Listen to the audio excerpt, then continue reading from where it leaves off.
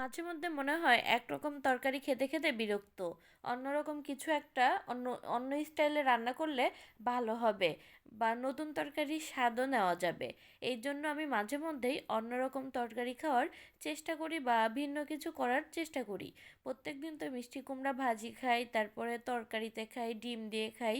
তো আজকে আমি অন্য স্টাইলে মিষ্টি কুমড়া ভুনা করব। ভাজিও না, আবার ভুনাও না, শুধু ভাজি না। এই জন্য আমি মিষ্টি কুমড়াটা কেটে ধুয়ে নিলাম, সাথে কিছু পেঁয়াজ রসুনও ধুয়ে নিলাম। এখন এটা তেলের পর দিয়ে ভালোভাবে ভেজে নিব। তার আগে পেঁয়াজ রসুনটা ভালোভাবে ভেজে এর মধ্যে লবণ, হলুদের গুঁড়া আর সামান্য পরিমাণে ধনিয়ার গুঁড়া দিয়ে ভালোভাবে ভেজে নিব, মানে মশলাটা কষিয়ে নেব। এটা ভাজা হয়ে গেছে, এখন এর মধ্যে দিয়ে দিব জিরা বাটা আর দিব আদা রসুন বাটা। ওই যে বলেছি না ভুনা ভুনা খাবো, এই জন্য আদা রসুন বাটা আর সামান্য পরিমাণে জিরা বাটা দিয়ে মশলাটা ভালোভাবে কষিয়ে নিব। এই তো সুন্দর করে কষিয়ে নিব, তারপরে দিয়ে দিলাম কিছু পাঁচফোড়ন।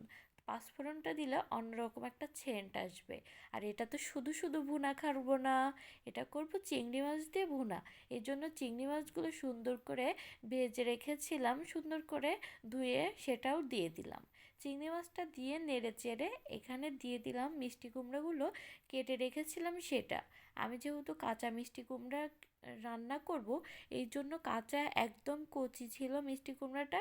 মিষ্টি কুমড়াটার চুষা মানে খোসা আমি ছুলে নিয়েছিলাম না, ওইভাবেই রান্না করছিলাম। অন্য চুলায় মিষ্টি কুমড়া দিয়ে এইদিকে আবার মাছ রান্না করছিলাম, সেটাই রান্না করছিলাম। আর ওইখানে মিষ্টি কুমড়াটা সিদ্ধ হতে দিয়েছিলাম। এই তো মিষ্টি কুমড়াটা সিদ্ধ হয়ে গেছে। এদিকে আবার কড়াইয়ের সাথে দেখি একটু লেগেও গিয়েছে। এখন এটা খুন্তি দিয়ে ধাক্কায় ধাক্কায় সুন্দর করে নিচ থেকে তুলে ফেললাম।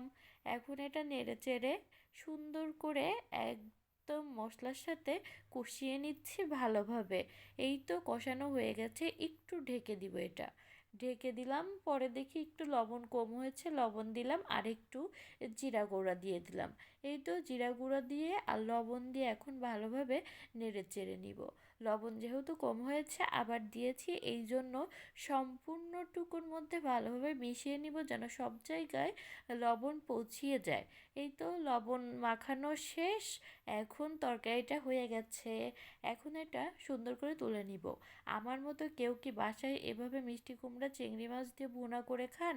আমি কিন্তু মাঝে মধ্যেই মানে ছোট ছোট মিষ্টি কুমড়া, কুচি মিষ্টি কুমড়া পাইলে এভাবে বাসায় নিয়ে এসে চিংড়ি মাছ দিয়ে বা ইলিশ মাছ দিয়ে ভুনা খাওয়ার চেষ্টা করি।